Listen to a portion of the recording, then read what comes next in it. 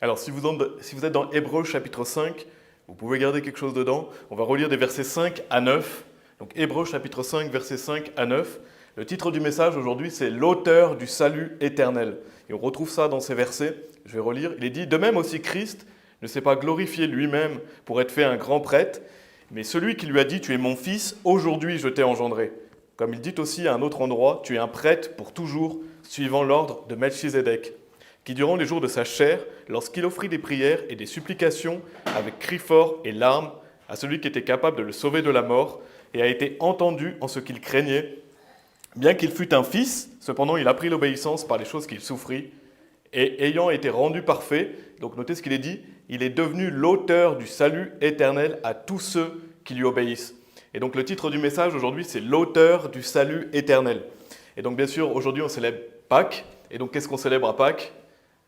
La résurrection de Jésus-Christ. Amen. Donc le fait que notre Seigneur et Sauveur Jésus-Christ est ressuscité des morts, qu'il est vivant. Et il a vaincu la mort. Et donc Pâques, c'est vraiment un bon moment pour se remémorer qu'est-ce que Jésus a fait pour nous, le fait qu'il est revenu à la vie, le fait qu'il a vaincu la mort. Et c'est un bon moment de se réjouir de la victoire de Jésus et la victoire qu'on peut avoir en lui quand on a cru en lui. Donc si vous êtes sauvés, vous êtes vainqueurs. Et donc quelle grande joie de savoir que Jésus, il est vivant, il est à la droite du Père, et il est pour toujours à la droite du Père dans les cieux. Donc on a cette assurance qu'à notre mort physique, on va directement au paradis. Et donc on a aussi cette assurance de ressusciter dans un corps de gloire. Donc là on était dans Hébreux chapitre 5, gardez quelque chose dans Hébreux, on va régulièrement revenir dans Hébreux, mais je vais relire dans ce qui est dit, il est dit « Ayant été rendu parfait, il est devenu l'auteur du salut éternel à tous ceux qui lui obéissent. » Et donc on va étudier cette notion de l'auteur du salut éternel. Et donc le premier mot qu'on va étudier, c'est ce mot « auteur ». Donc c'est ce qu'on retrouve dans Hébreux chapitre 5. Et donc qui est l'auteur du salut éternel? C'est Jésus. Jésus-Christ est l'auteur du salut éternel. Donc qu'est-ce que ça veut dire? Qu'une personne ne peut être sauvée que par Jésus. Donc Jean chapitre 14, verset 6 nous dit, Jésus lui dit, je suis le chemin, la vérité et la vie. Aucun homme ne vient au Père que par moi. Donc Jésus, c'est l'auteur du salut. Et donc j'ai noté une définition du mot auteur dans le Larousse, je vais vous la donner. Il est dit « personne qui est à l'origine de quelque chose de nouveau, qui en est le créateur, qui l'a conçu, réalisé, initiateur, inventeur. » Donc en fait, le fait que Jésus-Christ est l'auteur du salut éternel, ça veut dire qu'il en est l'origine.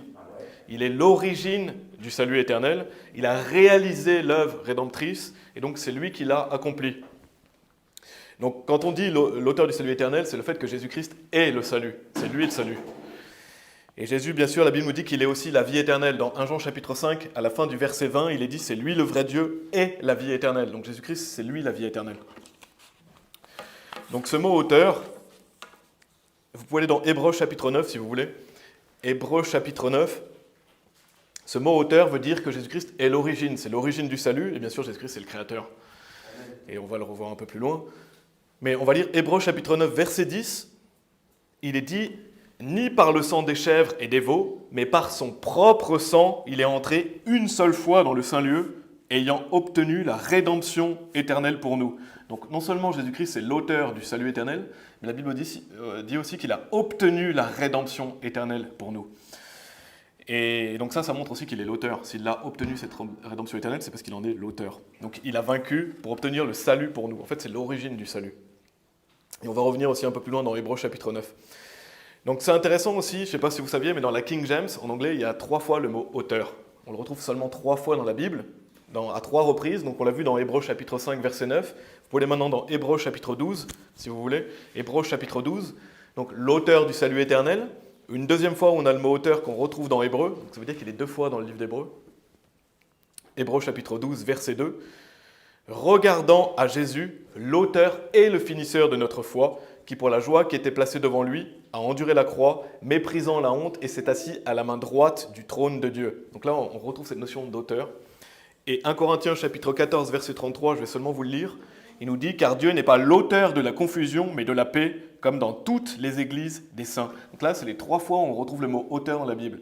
Auteur du salut éternel, auteur et finisseur de notre foi, et Dieu n'est pas l'auteur de la confusion, mais de la paix.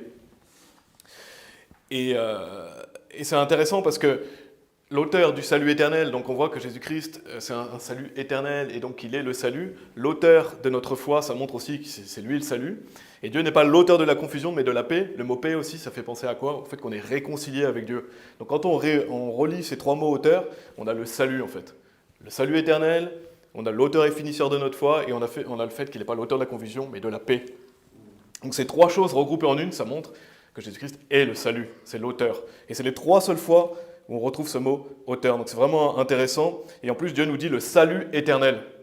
Il ne nous dit pas le salut temporaire. Dieu il nous dit c'est l'auteur du salut éternel. Ça veut dire que c'est un salut pour toujours. C'est un salut pour toujours. C'est comme si quelqu'un vous dit, voilà, j'ai un cadeau éternel pour toi. Combien de temps ça va durer? Pour toujours. Donc si ce cadeau est éternel, rien que dans ce verset, l'auteur du salut éternel, ça montre que quand on est sauvé pour toujours. Et on va revenir là-dessus un peu plus loin.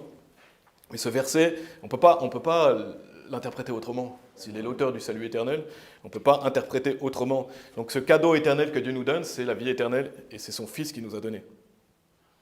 Et c'est pas très compliqué à comprendre. Quand on comprend l'auteur du salut éternel, un enfant il comprend très bien que c'est un salut pour toujours. Donc pourquoi certaines personnes enseignent qu'on peut perdre le salut? Pourquoi il y a des gens qui disent qu'on peut perdre le salut, alors qu'il est dit noir sur blanc qu'il est l'auteur du salut éternel? Et je vais vous dire pourquoi, parce que c'est des faux prophètes, tout simplement. C'est des faux prophètes qui pervertissent, qui trompent et qui tordent les Écritures pour damner des personnes. Parce que quand on est sincère, on voit vraiment que la Bible nous dit que c'est l'auteur du salut éternel. Donc il n'y a pas de confusion possible. En fait, on a vu Dieu n'est pas l'auteur de la confusion. En fait, l'auteur de la confusion, c'est ces faux prophètes. Ils rendent les gens confus, les gens ne sont pas sûrs d'où ils vont aller, ils sont dans le doute.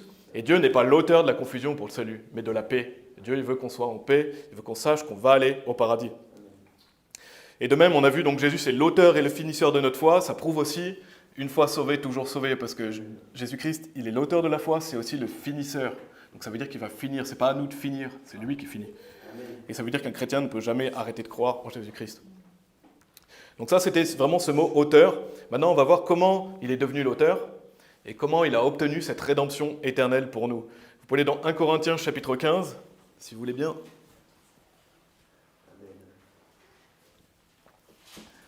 Comment Jésus-Christ a obtenu cette rédemption éternelle pour nous. Lisons 1 Corinthiens chapitre 15, versets 3 à 6. Donc c'est un passage vraiment qui explique bien l'évangile. La Bible dit « Car je vous ai transmis avant tout cela ce que j'ai aussi reçu, comment Christ mourut pour nos péchés selon les Écritures, et qu'il a été enterré, et qu'il est ressuscité le troisième jour selon les Écritures, et qu'il a été vu par Céphas, puis par les 12.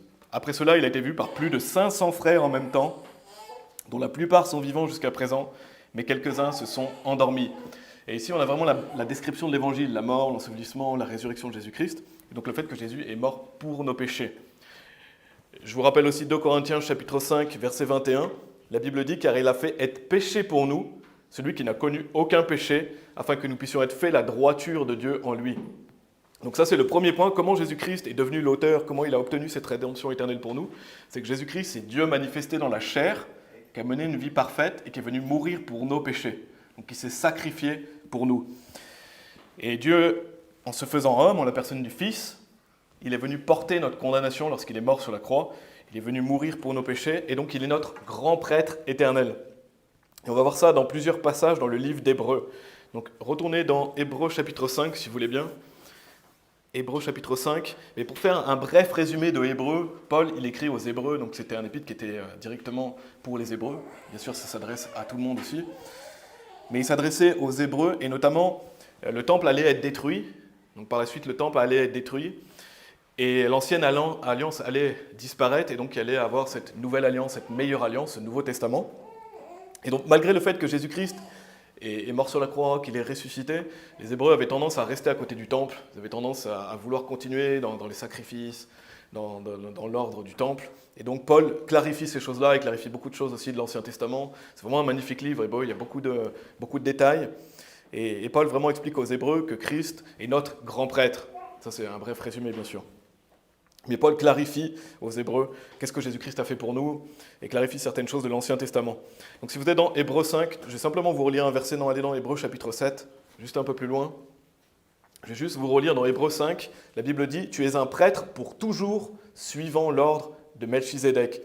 Et on retrouve ce nom Melchizedek dans Hébreux chapitre 7, des versets 1 à 3, où il est dit « Car ce Melchizedek, roi de Salem, prêtre du Dieu le plus haut, qui alla à la rencontre d'Abraham, revenant du massacre des rois, et le bénit, auquel aussi Abraham donna 1/10 de tout, étant d'abord par interprétation roi de droiture, et après cela aussi roi de Salem, ce qui est roi de paix, sans père, sans mère, sans descendant, n'ayant ni commencement de jour, ni fin de vie, mais fait semblable au Fils de Dieu, demeure un prêtre continuellement. Et donc dans l'Ancien Testament, on retrouve cette apparition de Melchizedek, notamment avec Abraham. Et je ne sais pas si vous saviez, mais Melchizedek est une apparition de Jésus-Christ dans l'Ancien Testament. La Bible est vraiment claire, on le voit à plusieurs reprises dans le livre d'Hébreux, qu'il s'agit de Jésus-Christ. Et on le voit vraiment parce qu'il est dit sans père, sans mère, sans descendant. Ce n'est pas un simple homme. C'est quelqu'un qui a ni commencement de jour, ni fin de vie, fait semblable au Fils de Dieu. Donc la Bible est claire, il s'agit de Jésus-Christ. Et ce qu'on appelle une Christophanie, c'est-à-dire une apparition de Jésus-Christ dans l'Ancien Testament.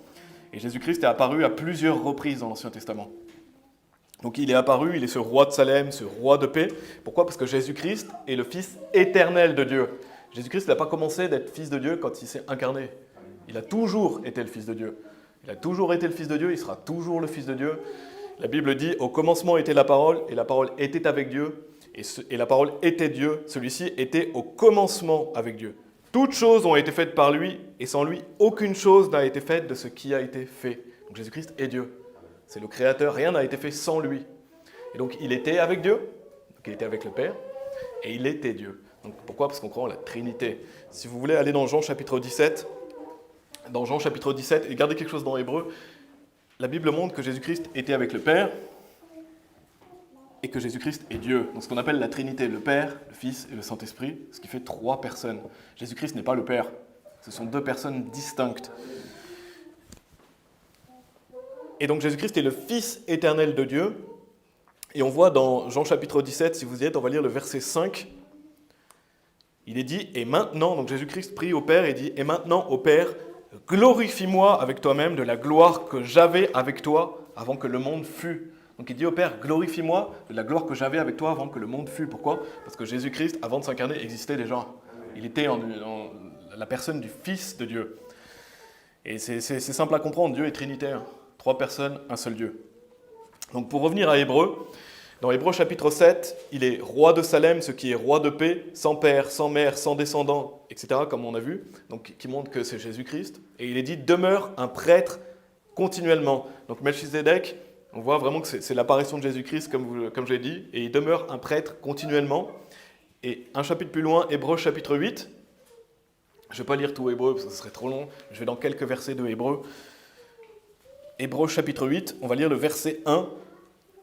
Il est dit « Hors des choses dont nous avons parlé, en voici le sommaire, nous avons un tel grand prêtre, on voit encore cette notion de grand prêtre, qui est placé à la main droite du trône de la majesté dans les cieux. » Donc Jésus-Christ est passé à la main droite du Père, justement du trône de la majesté dans les cieux. Amen. Donc Jésus-Christ est à la main droite du Père. Et autre notion que je veux souligner, un chapitre plus loin, Hébreux chapitre 9. Donc là, je voulais vraiment vous montrer que Jésus-Christ est notre grand prêtre. C'est le grand prêtre, c'est notre grand prêtre pour toujours. Il a une prêtrise éternelle. Il est mort pour nos péchés, il est notre grand prêtre éternel. C'est Hébreux chapitre 9, versets 1 à 2. Il est dit « Car un tabernacle fut fait, le premier dans lequel était le chandelier, et la table, et le pain de préposition, lequel est appelé le sanctuaire. Et après le second voile, le tabernacle qui est appelé le plus saint de tous. » Allez au verset 7. Il est dit « Mais dans le second, allait le grand prêtre seul une fois par an, non sans sang, lequel il offrait pour lui-même et pour les erreurs du peuple, l'Esprit Saint signifiant ceci que le chemin vers le plus saint de tous n'avait pas encore été manifesté, tandis que le premier tabernacle était encore debout, lequel était une figure pour l'époque alors présente, dans lequel étaient offerts tant dons que sacrifices, qui ne pouvaient rendre parfait celui qui faisait le service, comme se rapportant à la conscience, lequel consistait seulement en aliments et boissons et diverses ablutions et d'ordonnances charnelles imposées sur eux jusqu'au moment de réforme. Mais Christ étant venu en tant que grand prêtre des bonnes choses à venir, par un plus grand et plus parfait tabernacle, non fait par des mains, c'est-à-dire non de cet édifice, ni par le sang des chèvres et des veaux, mais par son propre sang, il est entré une seule fois dans le Saint-Lieu, ayant obtenu la rédemption éternelle pour nous. Et donc pour résumer, dans l'Ancien Testament, on sait qu'ils faisaient des sacrifices d'animaux pour les péchés. Mais ces sacrifices, bien sûr, n'ôtaient jamais le péché éternel. On ne pouvait pas être sauvé par les sacrifices d'animaux. On n'a jamais pu être sauvé par les sacrifices d'animaux, on ne pourra jamais être sauvé par les sacrifices d'animaux. Ces sacrifices permettaient le pardon des péchés quotidiens du peuple. Donc ça permettait de pardonner les péchés quotidiens, mais pas les péchés devant Dieu. Pas les péchés, question d'enfer et de paradis. C'était vraiment pour être sauvé physiquement. Et ce n'est pas pour être sauvé de l'enfer. Et on voit ici en hébreu qu'il est dit des prêtres qui entraient dans le premier tabernacle en accomplissant le service de Dieu. Et donc il y avait un premier tabernacle où les prêtres accomplissaient le service de Dieu. Il y avait un voile qui séparait le second tabernacle où le grand prêtre entrait seul une fois par an. Et ça s'appelle le lieu plus saint de tous. Et le grand prêtre, il entrait une seule fois par an et il offrait le sang pour lui-même et pour le peuple. Et ça, c'est une figure, c'est un exemple, la Bible dit, lequel était une figure. Donc c'est un modèle. Et ça nous pointe vers Jésus-Christ. Parce qu'il est dit, mais Christ étant venu en tant que grand prêtre des bonnes choses à venir par un plus grand et plus parfait tabernacle, non fait par des mains, c'est-à-dire non de cet édifice, ni par le sang des chèvres et des veaux, mais par son propre sang, il est entré une seule fois dans le saint lieu, ayant obtenu la rédemption éternelle pour nous. Donc Jésus-Christ, c'est le grand prêtre éternel. C'est lui, il est rentré une seule fois, il a donné son corps pour qu'on puisse rentrer dans le lieu le plus saint de tous, c'est-à-dire avec Dieu, c'est-à-dire aller au paradis. Donc c'est une figure, justement, ce qu'il faisait dans l'Ancien Testament, une figure du fait que Jésus-Christ allait venir, qu'il est notre grand prêtre, et qu'il a donné une fois pour toutes son corps, pour qu'on puisse rentrer dans le lieu le plus saint de tous. Et il a offert son propre corps, et donc c'est un plus grand et plus parfait tabernacle, parce qu'en prenant un corps physique, il avait un tabernacle, c'est-à-dire un corps physique. On le voit dans Hébreux chapitre 10, verset 5, je vais simplement vous le lire. Il est dit, c'est pourquoi lorsqu'il vient dans le monde, il dit, de sacrifices et d'offrandes tu n'as voulu, mais un corps tu m'as préparé. Donc le fait que Dieu ait préparé un corps au Seigneur Jésus, Jésus-Christ est venu en homme, c'est un plus grand et plus parfait tabernacle. Son corps était un tabernacle. Il est dit, verset 10, par laquelle volonté nous sommes sanctifiés par le moyen de l'offrande du corps de Jésus-Christ faite une fois pour toutes. Donc Jésus-Christ a pris un corps d'homme, c'est ce plus grand, plus parfait tabernacle. Il s'est donné pour nos péchés. Il s'est donné une fois pour toutes et pour tous. Et donc, on n'a plus besoin de sacrifices d'animaux comme dans l'Ancien Testament. Jésus-Christ, c'est l'ultime sacrifice. C'est l'ultime sacrifice, c'est lui qui ôte le péché du monde. Donc ça, c'était la première chose. Comment Jésus-Christ a obtenu cette rédemption éternelle pour nous? Il s'est sacrifié, il est notre prêtre continuel et éternel, qui est rentré dans le lieu le plus saint de tous, qui a offert son propre sang pour qu'on puisse aller au paradis. Deuxième point, vous pouvez aller dans Psaume 68, si vous voulez. Donc on est toujours dans cette notion de auteur, l'auteur du salut éternel. Comment Jésus-Christ est devenu l'auteur du salut éternel? Donc non seulement il est mort sur la croix, mais il a été enseveli et donc il est allé en enfer pendant 3 jours et 3 nuits. Jésus-Christ est allé en enfer à notre place. Je vais vous lire Actes chapitre 2, verset 27. Il est dit « Parce que tu ne laisseras pas mon âme en enfer et que tu ne permettras pas non plus que ton seul saint voie la corruption. » Donc la Bible est claire, Jésus-Christ, son âme n'a pas été laissée en enfer, ce qui veut dire qu'il y est allé. Et son corps n'a pas vu la corruption, parce qu'il n'a pas eu le temps de se décomposer pendant les 3 jours et les 3 nuits. Et pourquoi? Parce que l'offrande que Jésus-Christ a faite, c'est comme une offrande consumée. Dans l'Ancien Testament, il consumait les offrandes. Jésus-Christ s'est sacrifié en allant en enfer pour nous. Donc si vous êtes dans Psaume 68, on va lire le verset 18. Il est dit « Tu es monté sur les hauteurs, tu as conduit la captivité captive, tu as reçu des dons pour les hommes, oui, pour les rebelles aussi, afin que le Seigneur Dieu puisse demeurer parmi eux. » Et je ne sais pas si vous connaissiez cette notion de conduire la captivité captive. Et allez dans Éphésiens 4, si vous voulez, en attendant. Mais Jésus-Christ, il a conduit la captivité captive. Et qu'est-ce que ça veut dire? Justement, on a un éclairage dans Éphésiens chapitre 4, au verset 9 et 10. Il est dit, maintenant qu'il est monté, qu'est-ce sinon qu'il est aussi descendu premièrement dans les parties les plus basses de la terre? Donc on voit que Jésus-Christ, il est allé en enfer. Les parties les plus basses de la terre, le centre de la terre, c'est l'enfer. Ce n'est pas un petit lieu qui s'appelle le paradis à côté de l'enfer. Non, c'est l'enfer. Jésus-Christ est vraiment allé en enfer pour nous. Il est allé dans les parties les plus basses de la terre. Celui qui est descendu est le même aussi qui est monté bien au-dessus de tous les cieux afin qu'il puisse remplir toutes choses. Donc Jésus-Christ est descendu en enfer, son âme est allée en enfer. Et on sait que l'enfer, c'est un lieu de quoi? De captivité. Quand vous êtes en enfer, vous êtes captif. La Bible parle dans Jude de cette notion des chaînes éternelles, si vous lisez dans Jude. Et il y a aussi, par exemple, dans Apocalypse, le diable, il est lié pour 1000 ans. Donc en fait, l'enfer est comme une prison dans laquelle vous êtes captif pour l'éternité. Et donc Jésus-Christ a été captif pour nous quand il est allé en enfer. Donc retenez cette notion de captivité. Donc tu as conduit la captivité captive. Pourquoi? Parce que Jésus-Christ a été captif. Mais on sait qu'il est quoi? Il est sorti de l'enfer. Il est ressuscité. Et donc il a vaincu l'enfer. Vous pouvez aller dans Apocalypse chapitre 1 d'ailleurs, si vous voulez. Mais Jésus-Christ, il a les clés de l'enfer et de la mort. Donc ça veut dire quoi? Ça veut dire qu'il a conduit la captivité captive. Il a conduit cette captivité captive. Et on a cette notion dans Juge chapitre 5, dans le cantique de Déborah, il y a cette notion de captivité aussi. C'est dit comment? Je regardais. Amène captif ta captivité. C'est le fait que Barak et le peuple étaient captifs à cette époque. Et Déborah lui dit, voilà, il faut que tu délivres le peuple. Et donc il va conduire, il était captif. Et ceux qui les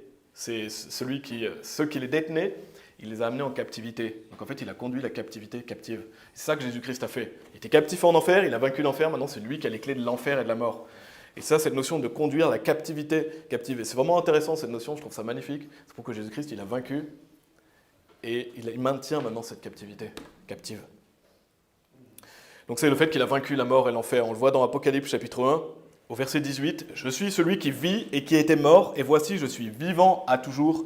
Amen. Et j'ai les clés de l'enfer et de la mort. » Puisque Jésus-Christ est allé en enfer et qu'il a vaincu l'enfer, il a les clés de l'enfer et de la mort. Donc il a conduit la captivité captive. Vous pouvez retourner dans Hébreux chapitre 9, si vous voulez. Donc premier point, on a vu comment il est devenu l'auteur. Il est mort pour nos péchés sur la croix. Deuxième point, il est allé en enfer, il a conduit la captivité captive, il a les clés de l'enfer et de la mort. Et donc, pour continuer, on va aller dans Hébreux chapitre 9, verset 23. Il est dit « Il était donc nécessaire que les modèles des choses dans les cieux devaient être purifiés par cela, mais les choses célestes elles-mêmes par de meilleurs sacrifices que cela. Car Christ n'est pas entré dans les saints lieux faits par des mains, lesquels sont les figures du réel. » Donc on voit cette figure qu'il y avait. Mais dans le ciel lui-même, pour paraître maintenant dans la présence de Dieu pour nous. Il n'y a encore pour qu'il s'offre lui-même souvent, comme le grand prêtre entre dans le saint lieu chaque année avec le sang des autres. Car alors il aurait souffert souvent depuis la fondation du monde. Mais maintenant, une fois à la fin du monde, est-il apparu pour enlever le péché par le sacrifice de lui-même. Et comme il est déterminé aux hommes de mourir une fois, mais après cela le jugement, ainsi Christ a été offert une fois pour porter les péchés de beaucoup, et à ceux qui l'attendent, il apparaîtra la seconde fois sans péché à salut. Et donc ça, on a vu la deuxième partie, le fait que Jésus-Christ a été enseveli, qu'il allait en enfer. Troisième partie, bien sûr, il est ressuscité. Il est ressuscité des morts. Et donc on voit que Jésus-Christ est allé dans le saint lieu du ciel. On le voit dans ce passage qu'on a lu. Et on a vu aussi cette notion de voile qui séparait les deux tabernacles. Et ce voile, c'est une représentation de son corps. On le voit dans Hébreux chapitre 10. Je vais simplement vous le lire, versets 19 et 20. « Ayant donc, frères, hardiesse d'entrer dans le plus saint lieu par le sang de Jésus, par un nouveau et vivant chemin, lequel il a consacré pour nous, à travers le voile, c'est-à-dire sa chair. » Donc ce voile qui séparait le premier tabernacle du second tabernacle, ça représente sa chair. Le fait que Jésus-Christ a donné sa chair pour nous, qui nous permet de quoi? D'accéder au plus saint de tous, d'accéder au paradis en fait, dans le lieu céleste. « Ayez donc, frères, hardiesse d'entrer dans le plus saint par le sang de Jésus. » Donc quand vous croyez en Jésus, vous êtes purifiés de tous vos péchés, vous êtes sanctifiés, et donc vous pouvez entrer dans le lieu le plus saint de tous, c'est-à-dire le paradis, dans la présence de Dieu. Et ça, c'est pourquoi? C'est parce que Jésus-Christ a obtenu la rédemption éternelle pour nous, qu'il est l'auteur du salut éternel. Donc Jésus-Christ est entré dans le lieu saint du ciel, il est ressuscité, allez dans Jean chapitre 11. Bien sûr, aujourd'hui, c'est ce qu'on célèbre, le fait qu'il est ressuscité, le fait qu'il est revenu à la vie. Je vais vous lire Actes chapitre 2, verset 31. « Lui, voyant cela d'avance, parla de la résurrection de Christ, que son âme n'a pas été laissée en enfer, ni sa chair n'a vu la corruption. » Donc on a vu, il est allé en enfer, il est ressuscité des morts, et c'est ça qu'on célèbre aujourd'hui. On se remémore le fait que Jésus-Christ est ressuscité. Et on va aller dans le passage de Jean chapitre 11, célèbre passage, versets 25 et 26. Jésus, c'est la résurrection. C'est lui qui donne la vie, c'est la résurrection, c'est la vie. Jésus lui dit, « Je suis la résurrection et la vie. Celui qui croit en moi, bien qu'il soit mort, cependant, il vivra. Et quiconque vit et croit en moi ne mourra jamais. Crois-tu cela ?» Donc Jésus-Christ, c'est la résurrection, n'est-ce pas? C'est lui qui est la résurrection. Et donc, c'est vraiment important de comprendre que la résurrection, elle nous sauve. S'il n'y a pas de résurrection, on est foutu. Et vous pouvez aller dans... Ah non, on ira après. Mais on verra un passage après, mais s'il n'y avait pas de résurrection, on serait tous damnés. C'est parce que Jésus-Christ est ressuscité qu'on peut être sauvé. Donc pour être sauvé, il faut croire que Jésus est ressuscité. Et si quelqu'un vous dit « moi je ne crois pas que Jésus est ressuscité », bon, bah, t'es pas sauvé. T'es pas sauvé parce que la résurrection fait partie de l'évangile. Et, si elle est dans 1 Corinthiens chapitre 15 justement, on va retourner dans 1 Corinthiens chapitre 15. Si Jésus n'est pas ressuscité, on est tous damnés. On est tous damnés, on meurt tous dans nos péchés, notre foi est vaine. On va voir ça dans 1 Corinthiens chapitre 15. C'est la résurrection de Jésus-Christ qui nous garantit la victoire sur la mort, la victoire sur l'enfer. Et c'est le fait qu'il est ressuscité, il est allé dans le lieu plus saint de tous, il a offert son sang pour nous, qu'on puisse aller au paradis. Je vais vous lire quelques versets, donc 1 Corinthiens chapitre 15, verset 14. « Et si Christ n'est pas ressuscité, alors notre prédication est vaine et votre foi aussi est vaine. » Donc en fait, si Christ n'est pas ressuscité, tout ce que je vous dis, c'est vain, ça ne sert à rien. Si Christ n'est pas ressuscité, la prédication, elle est vaine. Elle est vaine parce que si Christ n'est pas ressuscité, on est tous dans nos péchés, on est tous damnés. Et votre foi aussi, est aussi vaine. Quelqu'un qui dit « Moi, je crois que Jésus il est mort pour mes péchés, mais il n'est pas ressuscité », sa foi, elle est vaine. Verset 17, « Et si Christ n'est pas ressuscité, votre foi est vaine, vous êtes encore dans vos péchés. » Mais bien sûr, Jésus est ressuscité, verset 20, « Mais maintenant, Christ est ressuscité d'entre les morts et devient les premiers fruits de ceux qui dormaient. » Donc on voit, bien sûr, non, Christ est ressuscité. Parce que si Christ n'était pas ressuscité, on meurt tous dans nos péchés. Donc Dieu merci, Jésus-Christ est ressuscité et il a le pouvoir de nous sauver. Il a le pouvoir sur l'enfer. Et donc on a vu mort, ensevelissement et résurrection de Jésus-Christ. Allez dans Hébreux chapitre 5 de nouveau. Donc là on voit cette notion d'auteur. Pour l'instant vraiment Jésus-Christ est l'auteur. Le fait qu'il est mort sur la croix pour nos péchés, c'est vraiment c'est basique. Mais c'est toujours important de revoir le salut et de toujours, comme on avait dit, avec le marteau spirituel, venir avec les doctrines et les enfoncer. Le fait que Jésus-Christ est mort pour nos péchés, enseveli, ressuscité. Hébreux chapitre 5, verset 5. De même aussi, Christ ne s'est pas glorifié lui-même pour être fait un grand prêtre, mais celui qui lui a dit, tu es mon fils, aujourd'hui je t'ai engendré. Donc Jésus-Christ, quand il est ressuscité, il a été engendré des morts. Et je ne sais pas si vous connaissez cette notion d'engendrer, mais il y a deux, ça peut être divisé en deux catégories. Il y a le fait que Jésus-Christ est le fils engendré de Dieu. Donc, car Dieu a tant aimé le monde qu'il a donné son seul fils engendré, donc Jean chapitre 3 verset 16, c'est le fait que Jésus-Christ s'est incarné en homme. Et il y a cette notion d'engendrer quand Jésus-Christ est ressuscité. Donc on retrouve plusieurs fois cette notion d'engendrer, mais dans deux catégories différentes. L'incarnation de Jésus-Christ et sa résurrection. Donc quand Jésus-Christ est ressuscité, il a été engendré. Il est devenu le premier engendré des morts. Donc c'est les prémices, les premiers fruits. Et pour finir ce point, on va prendre un exemple tout simple. Mais imaginez une maison en feu, vous avez les flammes qui se propagent, c'est pas quelque chose qu'on a envie d'imaginer, mais imaginez simplement pour le sermon, et une maison qui est en feu, une famille qui est dans cette maison et il y a les flammes. Cette famille, elle a besoin de quoi? Elle a besoin d'un pompier pour venir sauver cette famille des flammes. Si le pompier rentre, qu'il extirpe la famille, il la met en sécurité, on pourrait dire que c'est un super-héros, avec un petit S bien sûr. On peut dire voilà, il a sauvé physiquement cette famille. Nous, on a un meilleur super-héros, c'est le fait que Jésus-Christ est venu en homme, il s'est incarné en homme, il a quoi? Il est mort pour nos péchés et il est allé dans les flammes pour nous. Il est allé dans les flammes de l'enfer, nous arracher et nous mettre en sécurité. Et c'est ce que Jésus-Christ a fait, ça c'est le vrai super-héros. Parce que le monde parle de super-héros, c'est souvent des super-nazes, mais le vrai super-héros avec un grand S, c'est Jésus-Christ. Et c'est le sauveur avec un grand S aussi.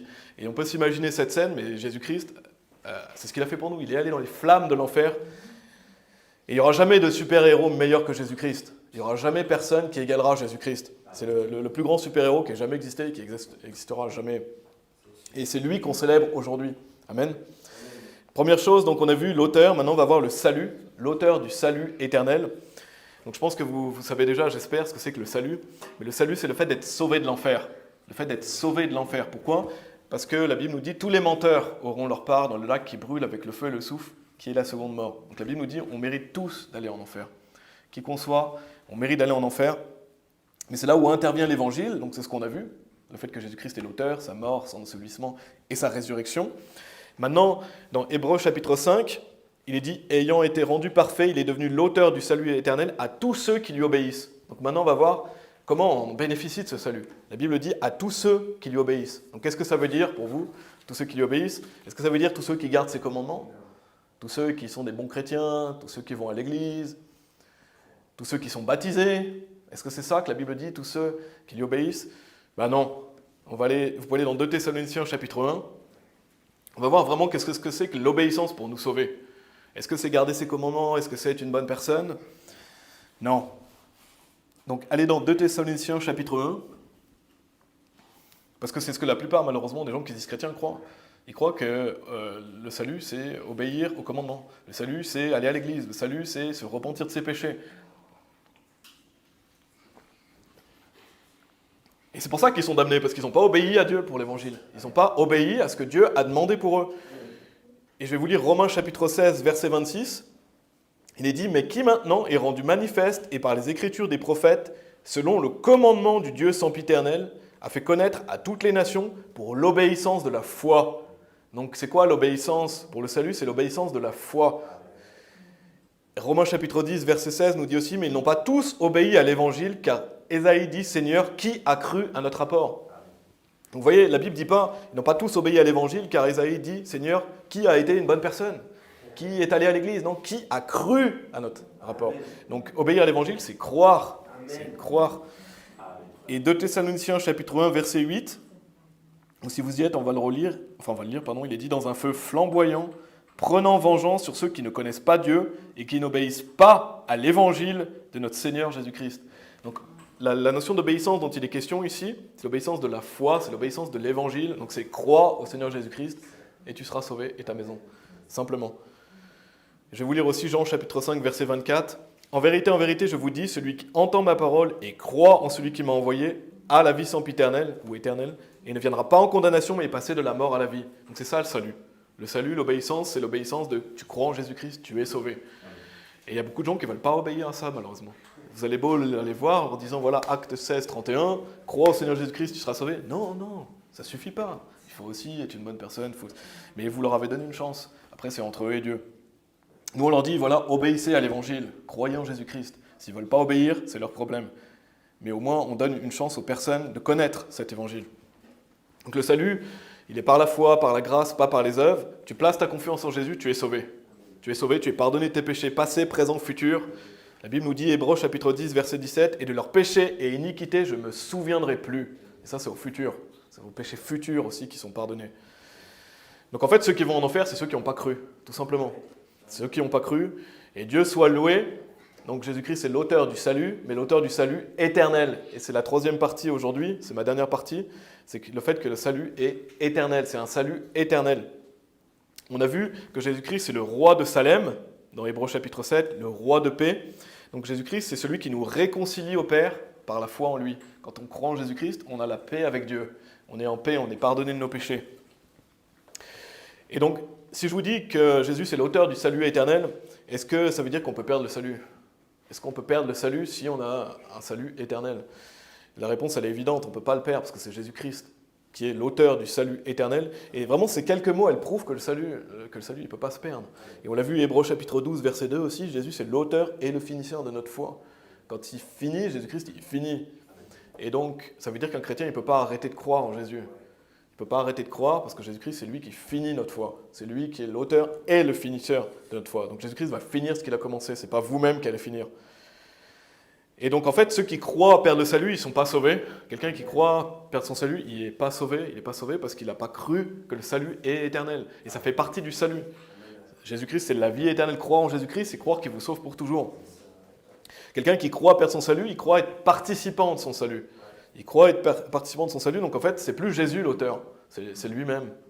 La personne qui croit perdre son salut est l'auteur de son salut. Et laissez-moi vous dire que si vous êtes l'auteur de votre salut, vous êtes damné. Vous allez aller direct en enfer, c'est une certitude. Vous ne pouvez pas être l'auteur de votre salut. Il faut que vous laissiez Jésus-Christ être l'auteur de votre salut. Donc cessez justement, si vous croyez ça, cessez de vouloir être l'auteur de votre salut. Arrêtez. Vous n'êtes qu'un homme, Jésus-Christ, c'est Dieu. Donc confiez-vous en Jésus-Christ, croyez qu'il est l'auteur de votre salut éternel. Et sachez qu'il vous sauve une fois pour toutes, qu'il vous sauve éternellement. Et vous pouvez aller dans Éphésiens chapitre 2. Donc ça, c'est la dernière partie, c'est l'auteur du salut éternel. Je vais vous lire Jean chapitre 6, versets 39 et 40. Il est dit « Et ceci est la volonté du Père qui m'a envoyé, que je ne perde rien de tout ce qu'il m'a donné, mais que je le ressuscite au dernier jour. Et ceci est la volonté de celui qui m'a envoyé, que quiconque voit le Fils et croit en lui ait la vie sempiternelle, et je le ressuscite au dernier jour. » Donc quand vous voyez ce passage, combien de personnes Jésus va perdre? Aucune personne. Rien. Donc est-ce que quelqu'un peut perdre son salut? Non. Personne ne peut être perdu parce que ce n'est pas vous qui vous gardez, c'est Jésus qui vous garde. Il est dit que je ne perde rien de tout ce qu'il m'a donné. Donc celui qui croit perdre son salut, il fait de Jésus un menteur, clairement. Parce que Jésus-Christ, sans l'ombre d'un doute, il nous dit « Je ne perds rien de tout ce qu'il m'a donné ». Et heureusement, parce que sinon on serait tous perdus. Donc, si vous êtes dans Éphésiens chapitre 2, on va lire des versets 4 à 6. Il est dit « Mais Dieu », c'est un des meilleurs passages sur l'assurance du salut. Si des gens doutent de cette assurance, vous pouvez leur montrer ce passage, c'est vraiment un des meilleurs passages. Mais Dieu, qui est riche en miséricorde par son grand amour avec lequel il nous a aimés, c'est-à-dire lorsque nous étions morts dans les péchés, nous a vivifiés ensemble avec Christ, par grâce vous êtes sauvés, et nous a ressuscités ensemble, et nous a fait asseoir ensemble dans les lieux célestes en Christ Jésus. Et je l'ai répété plusieurs fois déjà, mais Dieu il parle au passé de quelque chose qui est à venir, parce que, je ne sais pas pour vous, je ne suis pas encore dans les lieux célestes en Christ Jésus, mais je sais que je vais y aller. Pourquoi ? Parce que Jésus-Christ, Dieu me dit que c'est comme si c'était déjà fait. Parce que Dieu est en dehors du temps. Donc Dieu vous dit, il nous a fait asseoir ensemble dans les lieux célestes en Christ Jésus. Vous allez vous y asseoir dans les lieux célestes en Christ Jésus si vous êtes sauvés. C'est une certitude. Parce que là, ça montre vraiment sans l'ombre d'un doute que le salut est pour toujours, que vous ne pouvez pas le perdre. Ce n'est pas quelque chose qu'on a encore expérimenté, le fait d'être allé au paradis. Donc quand vous êtes sauvés, vous irez assurément dans les lieux célestes en Christ Jésus. Et c'est ça, cet accès dans le lieu le plus saint de tous. Cet accès dans les lieux célestes que Jésus-Christ a obtenu pour vous. Donc n'écoutez pas les faux prophètes, justement ces auteurs de la confusion, parce que la Bible dit Dieu n'est pas l'auteur de la confusion, mais de la paix. Les faux prophètes sont des auteurs de la confusion. Parce que quand vous parlez à quelqu'un qui croit perdre son salut, il y a une personne qui va vous dire « Ah, si tu te suicides », il y a une personne qui va vous dire « Ah, si tu tues quelqu'un », il y a une personne qui va vous dire « Si tu blasphèmes contre le Saint-Esprit ». Vous aurez toutes sortes de versions où les gens sont complètement confus.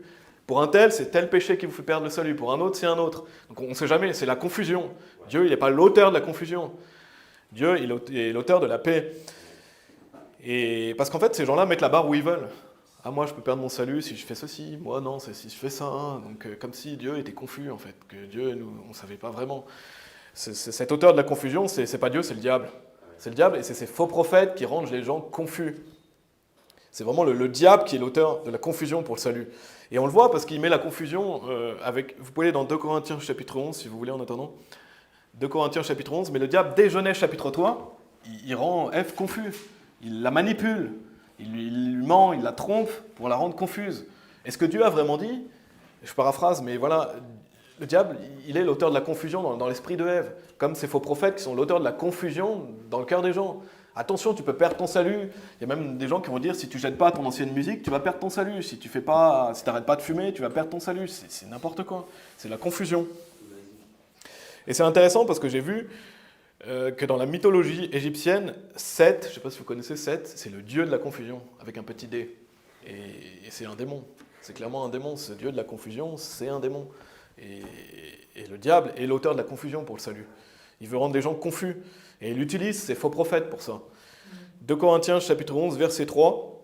« Mais je crains qu'en quelque sorte, comme le serpent dupa Ève au moyen de sa sournoiserie, qu'ainsi vos intelligences ne soient corrompues, se détournant de la simplicité qui est en Christ. » Et les faux prophètes sont justement ces serpents sournois qui mettent la confusion dans le cœur des gens et qui veulent les détourner de la simplicité. Ils ne veulent pas leur dire de croire en Jésus-Christ pour être sauvés. Ils vont leur dire qu'il faut garder les commandements, suivre la loi, ou qu'ils peuvent perdre leur salut s'ils ne mènent pas une bonne vie. Donc ça, ce sont des auteurs de la confusion. Allez dans Jérémie chapitre 20 si vous voulez. Donc les faux prophètes sont des serviteurs du diable, ils sont des auteurs de la confusion, et ils enseignent un faux salut difficile. Ils sont sournois, comme le serpent dupa Ève au moyen de sa sournoiserie. Alors que la Bible dit, la simplicité, l'auteur du salut éternel, c'est hyper simple. Tu crois en Jésus, tu es sauvé, tu as la vie éternelle. Il n'y a pas plus simple. Si vous êtes dans Jérémie chapitre 20, je vais vous lire le verset 11. Si vous n'avez pas le temps d'y aller, c'est pas grave, je vais vous lire. « Mais le Seigneur est avec moi comme un homme puissant et terrible. C'est pourquoi mes persécuteurs trébucheront et ils ne prévaudront pas.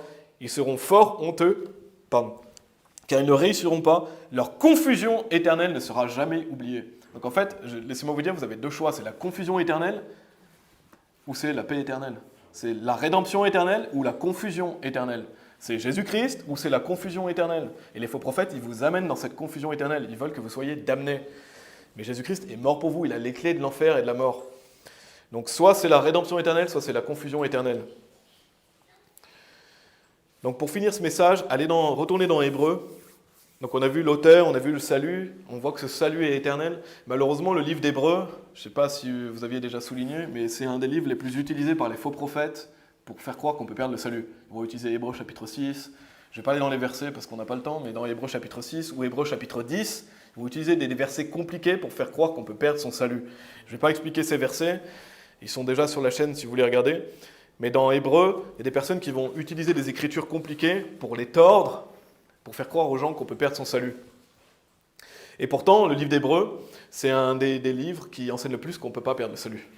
On l'a vu, Hébreux chapitre 5, donc il a obtenu l'auteur du salut éternel, il a obtenu la rédemption éternelle pour nous, 2 versets qui prouvent qu'on ne peut pas perdre le salut. Hébreux chapitre 12, verset 2, il est l'auteur et le finisseur de notre foi, ça fait un 3e. Allez dans Hébreux chapitre 10 si vous voulez. Donc déjà, on a 3 passages qui prouvent qu'on ne peut pas perdre le salut dans Hébreux. Et il y en a d'autres. Hébreux chapitre 10, verset 14. Car par une seule offrande, il a perfectionné pour toujours ceux qui sont sanctifiés. Donc il les a perfectionnés. Est-ce que là la Bible dit qu'ils ont été perfectionnés temporairement ? Est-ce que la Bible dit vous avez été perfectionnés temporairement ? Non, il est dit perfectionnés pour toujours. Amen. Perfectionnés pour toujours, c'est pour toujours. Et Hébreux chapitre 12, au verset 23, il est dit « À l'assemblée générale et église des premiers-nés, lesquels sont écrits au ciel, et à Dieu le juge de tous, et aux esprits des hommes justes rendus parfaits. » Donc vous êtes rendus parfaits. Si vous êtes parfaits, vous ne pouvez plus aller en enfer. C'est évident, si vous êtes rendus parfaits, vous allez aller au paradis. Parce que quand vous croyez en Jésus, Dieu il vous voit à travers son Fils. Et donc Dieu vous voit sans péché. Donc là, encore une fois, est-ce qu'il est dit aux esprits des hommes justes rendus presque parfaits ? Non. Il est dit aux esprits des hommes justes rendus parfaits. Donc là, vous avez 2 autres versets dans Hébreux qui prouvent qu'on ne peut pas perdre le salut. Donc ça fait 5 versets. Et il y en a certainement d'autres, peut-être il y en a d'autres qui vous viennent à l'esprit. Mais il y a 5 versets au moins dans Hébreux qui prouvent qu'on ne peut pas perdre le salut. Ça fait beaucoup. Et vous voyez vraiment à quel point c'est stupide et anti-biblique de croire qu'on peut perdre son salut. Et Dieu merci, aujourd'hui, justement, on célèbre cette assurance du salut. On célèbre le fait que nous, on sait qu'on va aller au paradis. Parce que Jésus-Christ a vaincu la mort. Et par la résurrection de notre Seigneur et Sauveur Jésus-Christ, on a la vie éternelle. Il est devenu l'auteur du salut éternel. Et allez dans Hébreux 8 pour terminer. Hébreux chapitre 8, on va finir par ce verset.